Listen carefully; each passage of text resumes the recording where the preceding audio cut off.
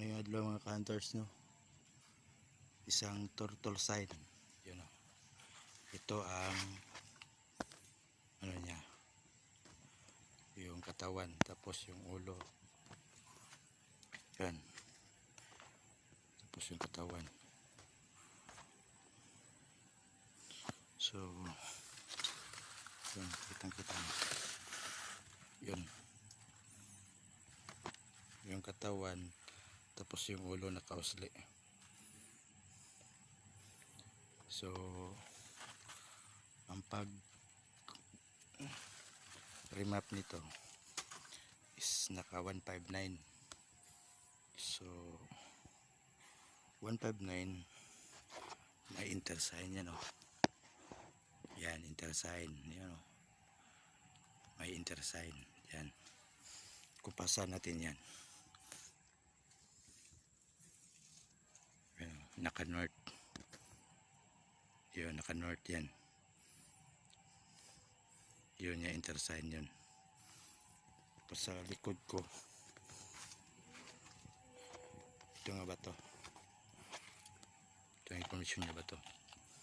Para siyang, tapos may isang hole. Tingnan natin, may hole siya. Tapos dito naka-flat na. Ito naka-flat. Diyan yun, naka-south. Naka-south na yan. Yan na ba to?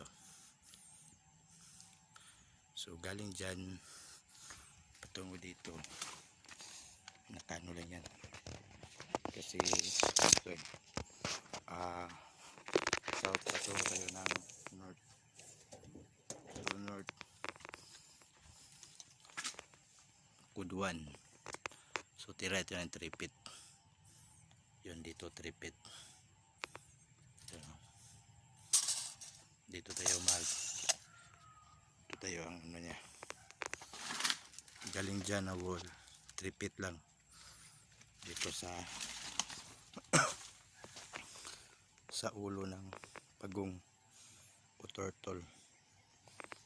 Ano, tapos naka-intersign sa north. Tira tayo ng cross line east of west. Yan, east west.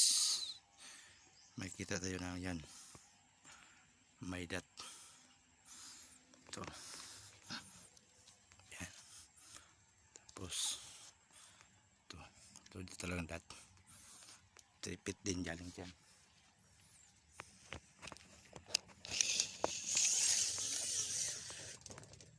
Tingnan natin sa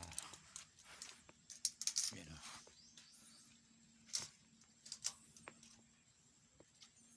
yan 3 feet din yan sa west side, may dot. Tapos sa north side, atira tayo ng northeast, northwest. Yun, northwest.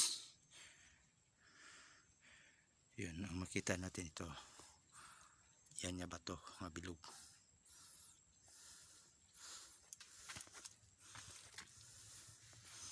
Tapos may ano din dito, parang intersign din.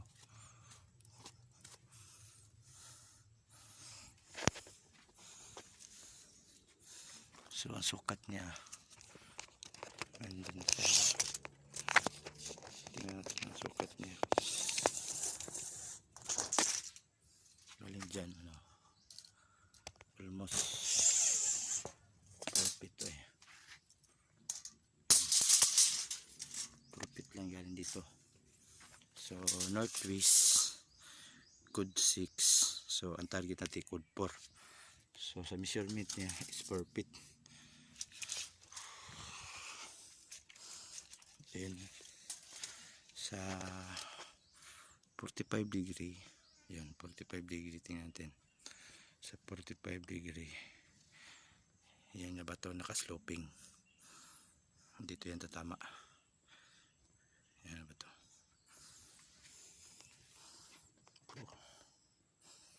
Yun. turtle. Nasa gitna ito na sa patay ng sapa. Matubig lang ito pag umuulan.